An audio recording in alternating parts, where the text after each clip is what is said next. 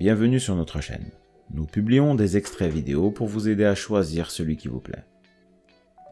Pour savoir comment télécharger ce livre audio gratuitement, ou un autre de votre choix, n'hésitez pas à cliquer sur les liens en description.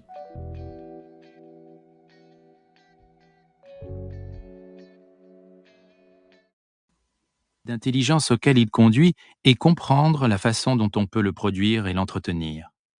Appelons cette sensation la maîtrise. La sensation d'avoir davantage de prise sur la réalité, sur les autres et sur nous-mêmes.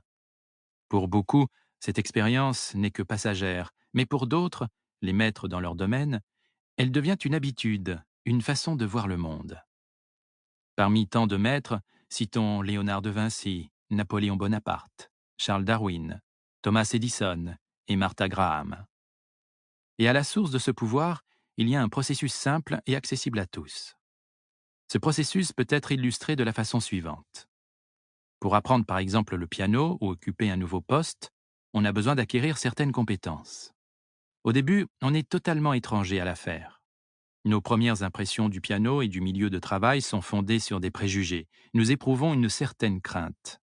Quand on commence l'étude du piano, le clavier a quelque chose de rebutant. On ne comprend pas les relations entre les touches, les cordes, les pédales et tout ce qu'il faut pour faire de la musique. En débarquant dans un nouveau milieu de travail, on ignore les relations de pouvoir, la psychologie du chef, les règles et procédures considérées comme essentielles au succès. On est désorienté. On se sent dépassé par la quantité de connaissances à acquérir.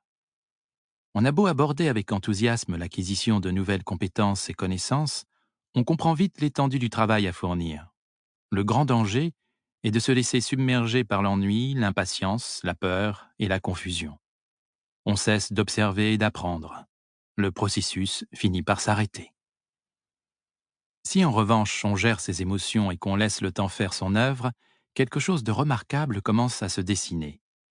À force d'observation et d'imitation, on gagne en clarté, on apprend les règles, et on voit comment tout se met ensemble.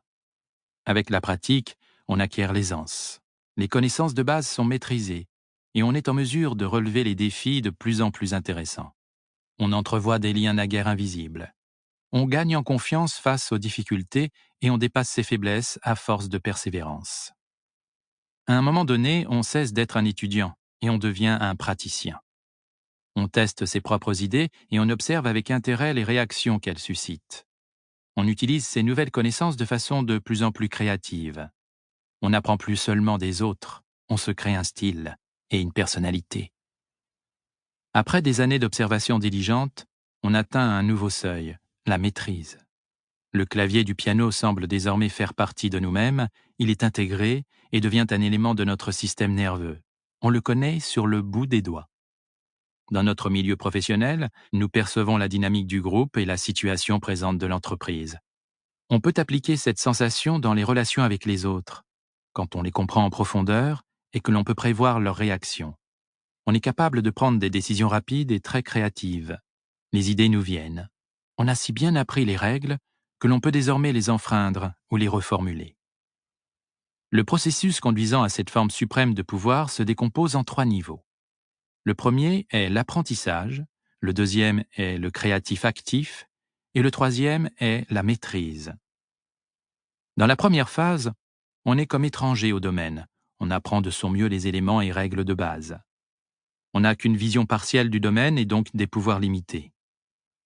À la deuxième phase, grâce à la pratique et l'immersion, on voit les rouages du mécanisme et la façon dont ces éléments sont liés entre eux.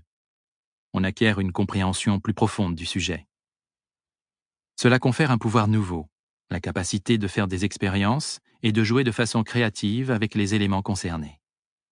À la troisième phase, on possède un niveau de connaissance, d'expérience et de concentration si profond qu'on a désormais une vision d'ensemble parfaitement claire. On perce à jour le cœur de la vie, aussi bien dans la nature humaine que dans les phénomènes naturels. C'est pourquoi les œuvres d'un maître nous touchent au plus profond. L'artiste saisit l'essence de la réalité. C'est pourquoi le scientifique brillant découvre une loi nouvelle de la physique et que l'inventeur ou l'entrepreneur produit quelque chose que nul n'avait imaginé avant lui. On peut appeler ce pouvoir intuition, mais celle-ci n'est rien de plus qu'une perception soudaine et immédiate de la réalité sans qu'il faille mettre dessus des mots ou des formules.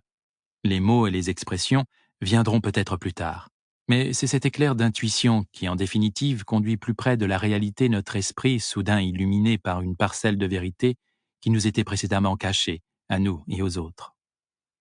L'animal a une capacité d'apprentissage, mais il se fie essentiellement à son instinct. Si ce livre vous a plu, vous pouvez alors le télécharger gratuitement.